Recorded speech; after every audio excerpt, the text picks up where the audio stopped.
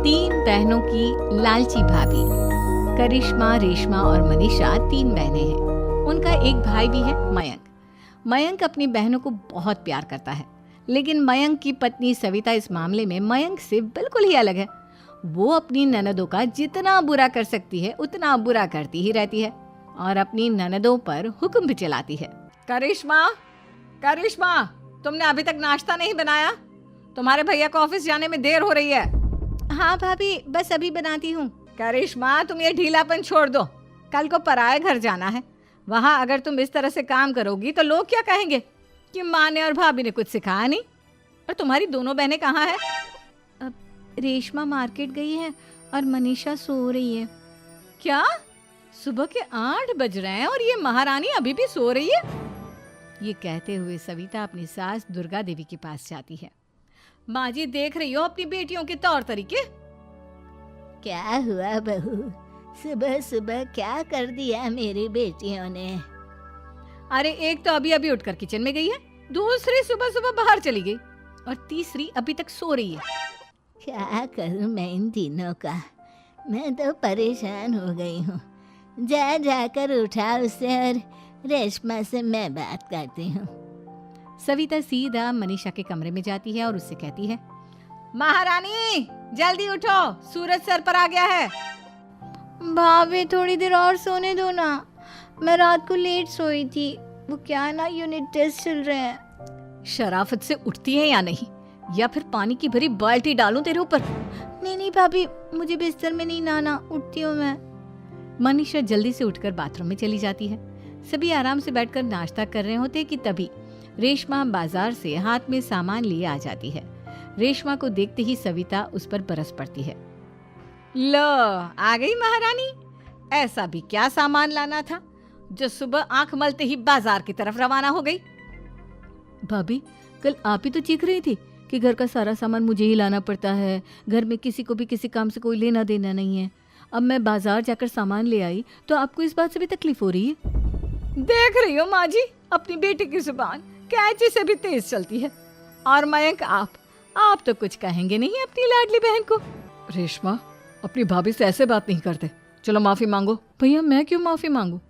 आप भाभी से बोलिए ना कि हम पर कम हुक्म चलाया करे।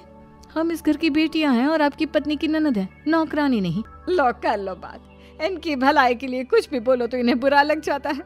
इस घर में यही इज्जत है मेरी। देख लो माँ जी, आपकी बेटी किस लहजे में मुझसे बात कर रही है। सविता वहां से चली जाती है। मयंक को बहुत गुस्सा आता है, वो भी वहां से चला जाता है। फिर करिश्मा रेशमा को समझाती है, रेशमा, तुम्हें भाभी से माफी मांग लेनी चाहिए थी ना। लेकिन दीदी, मैंने कुछ किया ही नहीं, तो मैं माफी क्यों मांगू? हाँ करिश्मा दीदी, रेशमा दीदी जैसे ही घर में आई भाभी ही उन पर चिल्ला रही थी। हाँ, मैं मानती हूँ कि गलती भाभी की थी। मैं तो इसलिए बोल रही हूँ कि भाभी ने माँ को तो पूरी तरह अपने वश में कर लिया है। वो हमारी बात सुनती ही नहीं। मयंक भैया हमारे लिए हमेशा खड़े रहते हैं, इसलिए उनकी बात का मान तो तुम्हें रखना चाहिए था ना। कोई फायदा नहीं दीदी, कुछ दिनों की बात और है, भाभी उन्हें भी हमारे खिलाफ भड़का देंगी। फिर वो भी माँ की तरह हमारी किसी बात का विश्वास नहीं करेंगे। इसी तरह सविता अपनी तीनों ननदों को किसी न किसी बात पर परेशान करती रहती थी। एक दिन मयंक अपनी तीनों बहनों के लिए गिफ्ट लाया। क्या रेशमा, ये तुम्हारे लिए हार का सेट। रेशमा, तुम्हारे लिए सुंदर सी ड्रेस। और मनीषा, तुम्हें किताबें पसंद है ना, तुम्हारे लिए किताबें लाया हूँ। थैंक यू भैया। थैंक यू भैया। थैंक यू भैया। करिश्मा, तुम्हारा नेकलेस कितना सुंदर है, ये भैया कहाँ से ले आए होंगे? मैंने भैया को 3 दिन पहले फोन पर ये डिजाइन दिखाया था और आज भैया ये ले आए। सविता तो अपनी ननदों के गिफ्ट्स देखकर जल गई और करिश्मा का नेकलेस तो उसे भी बहुत पसंद आया था। अपनी बहनों के लिए कितना अच्छा नेकलेस लेकर आए हैं, मुझे कभी कोई गिफ्ट नहीं दिया। मैं आज ही ये हार चुरा लूंगी। रात में सविता करिश्मा का हार चुरा लेती है और इसी तरह उसे अपनी ननदों की जो भी चीज़ अच्छी लगती वो उसे मांगती नहीं, बल्कि रात के अंधेरे में चुरा लेती। इसी तरह दिन बीतते गए और सविता ने मयंक के दिल में भी उसकी बहनों के लिए नफरत पैदा कर दी। एक दिन मयंक ने करिश्मा और रेशमा के लिए रिश्ता देखा और ये बात उसने घर में सबको बताई।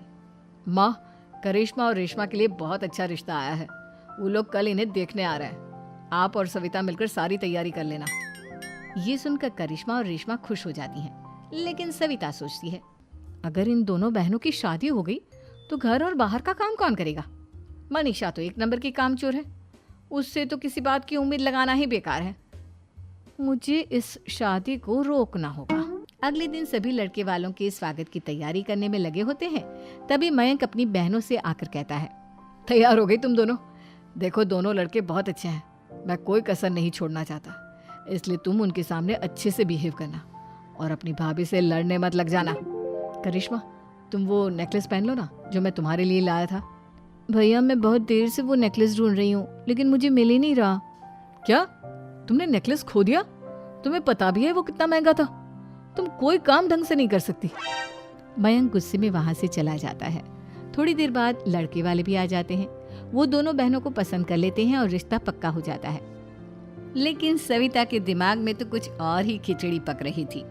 वो पंडित जी के पास करिश्मा की कुंडली लेकर जाती है और उन्हें पैसे देकर करिश्मा की कुंडली बदलवा देती है। जब लड़के वालों के पास करिश्मा की कुंडली जाती है तो वो दुर्गा को फोन करते हैं। बहन जी, हमने करिश्मा की कुंडली अपने पंडित जी को दिखाई थी। आपकी बेटी की कुंडली नहीं बल्कि दोषों का पिटारा है। देखिए, मैं और मेरे पति इन सब बातों में बहुत विश्वास करते हैं, इसलिए हम आपकी बेटी से अपने बेटे की शादी नहीं करा सकते। इस तरह करिश्मा का रिश्ता टूट जाता है और सभी घर वालों को बहुत दुख होता है। अब कविता सोचती है, चलो करिश्मा का तो रिश्ता टूट गया, अब रेशमा का भी रिश्ता तोड़ना है। क्या करूं? अब सविता आवाज बदलकर किसी अननोन नंबर से रेशमा के होने वाले ससुराल में फोन करती है।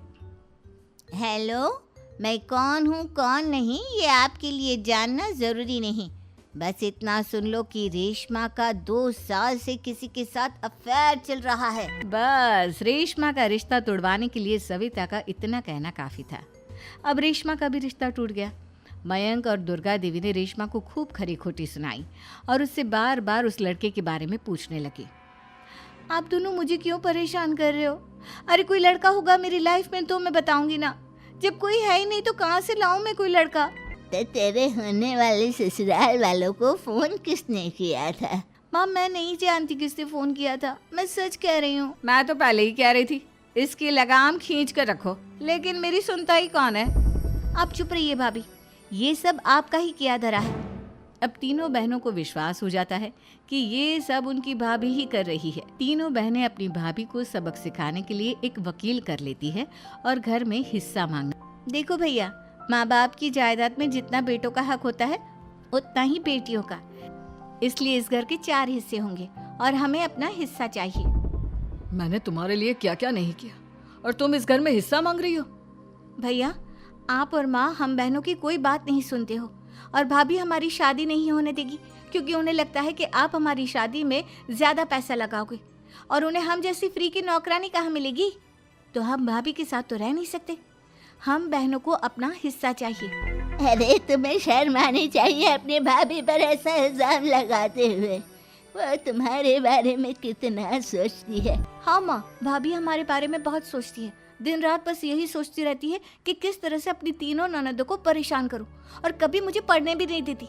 दोनों बहनों का रिश्ता भी तो इन्होंने ही तोड़वाया है और रात में हमारे कमरे में आकर हमारी चीजें भी चुराती हैं। इसी तरह सविता की तीनों ननदें अपनी बात पर अड़ी रही।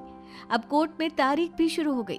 जब सविता को लगा कि उसकी तीनों ननद इतनी आसानी से नहीं मानने वाली, तो उसने अपने पति और सास को सारी सच्चाई बता दी और अपनी तीनों ननद से माफी मांगी। मयंक और दुर्गा को भी अपनी गलती का एहसास हो गया। अब सविता खुद करिश्मा और रेशमा के लिए अच्छा रिश्ता ढूंढती है और उनकी शादी करवाती है।